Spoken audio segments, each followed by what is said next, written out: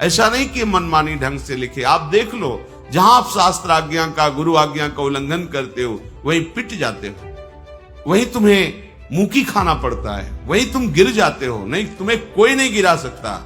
चाहे जैसी परिस्थिति हो, चाहे जो गलती हमसे हो जाए, हमें रुकना नहीं, टूटना नहीं, झुकना नहीं।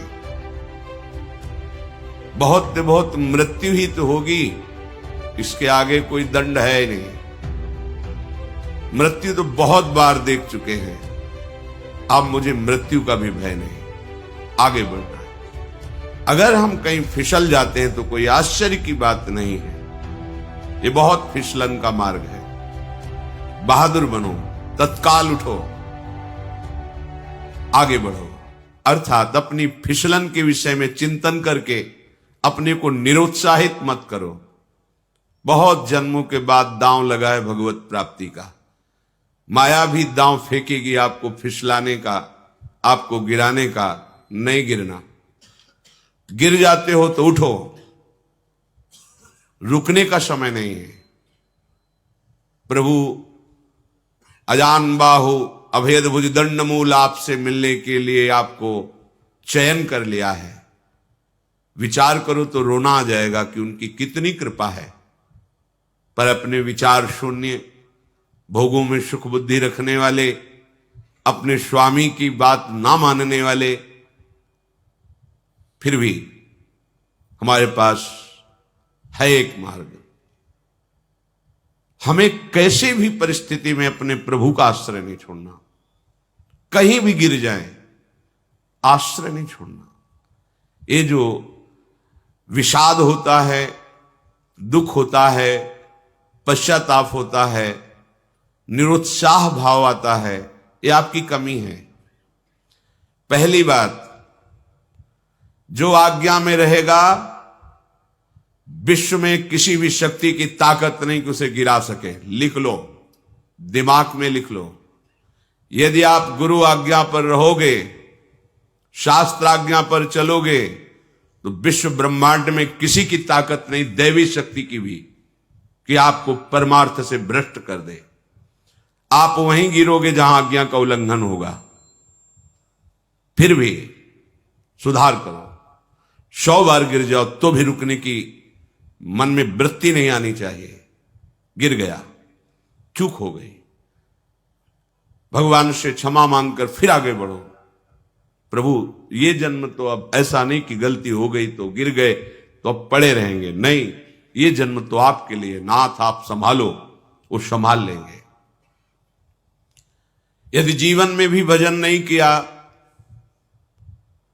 अंतिम समय तुम्हें भगवान का किसी भी तरह से स्मरण आ जाए तो तुम्हें परम पद की प्राप्ति हो जाएगी। श्री भगवान कह रहे हैं, अंत काले च मामेव स्मरन् मुक्त्वा कलेवरम् यह प्रयाति समद्भावम् नास्त्यत्र संशयः। जो मनुष्य अंत काल में किसी भी तरह से मेरा स्मरण करके शरीर छोड़ता है, वह मेरे स्वरूप को प्राप्त हो जाता है, अर्थात भगवत प्राप्त हो जाता है। इसमें बिल्कुल संदेह ना करना। स्वयं भगवान कह रहे हैं, नास्त्यत्र संशयः, संशय की कोई गुंजाइश नहीं। किसी भी तरह से भगवत स्मरण हो जाए, किसी कोई बहाने से हम प्रभु का नाम पुकार लें, या कोई आकर कृपा करके अंतिम समय हमें नाम सुना दे, प्रभु का चित्रपट दिखा दे, प्रभु की चर्चा करने लगे, नाम कीर्तन करने लगे, तो उस मरणासन व्यक्ति को भगवत प्राप्ति हो जाएगी। अगर भगवत प्रेमी महात्मा किसी का शव जाते हुए देख ले, चिता की धुएं को देख ले, चिता की राख को छू ले, उस जीव का कल्याण हो जाता है। सोचो, जिन भगवत चरणारविंद का आश्रय लेने वाले महापुरुषों का ऐसा प्रभाव है, क्या आप भगवत आश्रित नहीं हो सकते? आप भी तो भगवान के अंश हैं, प्रभु के बच्चे हैं। क्यों अपने जीवन को दुख में डाल रहे हो? बड़े आश्चर्य की बात है कि हम लोग जानबूझ करके गड्ढे में गिरते हैं, जानबूझकर पतन के मार्ग को अपना लेते हैं।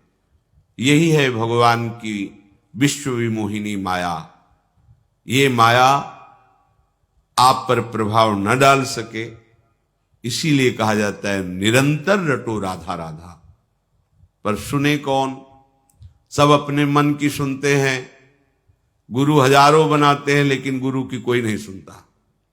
बड़े बड़े संत व्याकुल होकर के, हर प्रयास करके, निराश होकर के, अपमानित होकर संसार से गए।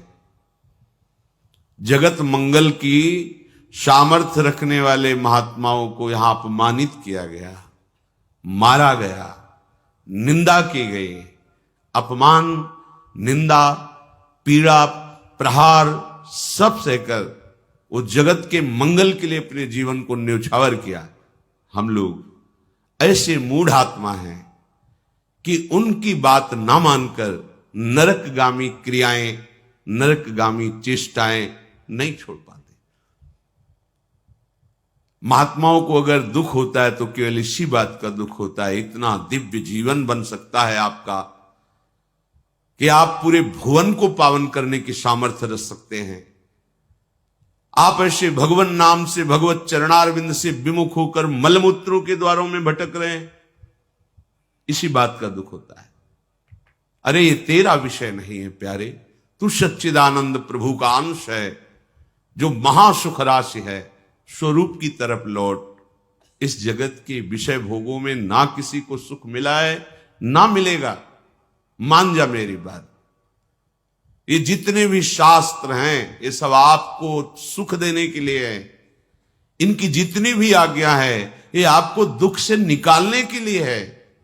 विश्वास कीजिए, जब हम गुरु आज्ञा का उल्लंघन करते हैं, भगवत विस्मरण करते हैं, भगवत विमुख आचरणों की प्रधानता चित्त में रख लेते हैं, उसी समय हमारा पतन हो जाता है। क्रिया तो बाद में होती है, चिंतन पहले होता है।